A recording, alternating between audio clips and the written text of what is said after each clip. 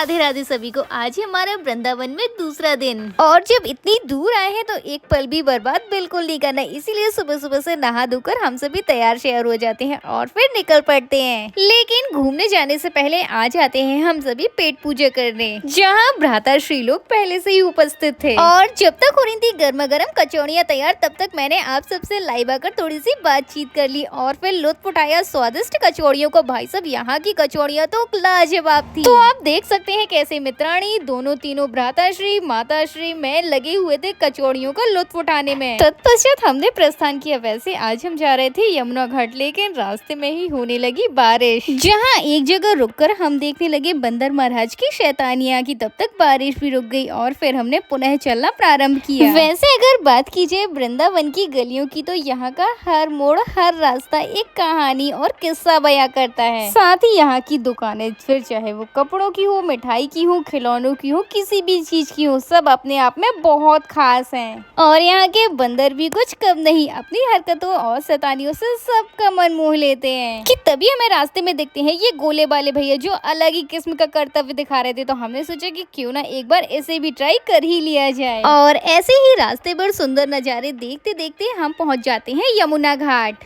जहाँ की शांति और सुंदरता किसी का भी मन मोह ले। चारों तरफ पानी ही पानी था कि तभी हमारी दृष्टि पड़ती है नाव पर। तो हमारे मन में भी विचार आया कि क्यों ना हमें भी करनी चाहिए नाव की सवारी। तो बस फिर क्या था, हम सभी भी हो गए नाव पर सवार, क्योंकि यहाँ की नाव की सवारी सिर्फ एक यात्रा नहीं बल्कि एक अनुभव है। क्योंकि नाव की सवारी करते करते आप देख सकते हैं पुराने किले, मंदिर, पक्षियों का अद्भुत नृत्य और हमारी यमुना जी का खारा खारा पानी। वैसे मुझे तो नाव की सवारी बेहद पसंद है और ये दोनों लगे हुए थे अपनी अलग ही मस्ती में। माता श्री के चेहरे पर तो आप खुशी साफ देख सकते हैं, क्योंकि यार आनंद ही इतना आ रहा था। लेकिन पता नहीं फिर इन दोनों के मन में अचानक से क्या आई कि ये दोनों ही जुट गए नाव चलाने। एक पल को तो हम सबकी सांसें ही थम गई, लेकिन जब पता चला कि ये काम इन्होंने बड़ी ही निपुणता से पूर्ण कर लिया तो आनंद ही आ गया। और इन दोनों के मुखमंडल पर भी अलग खुशी थी, मानो कोई जंग जीत ली हो।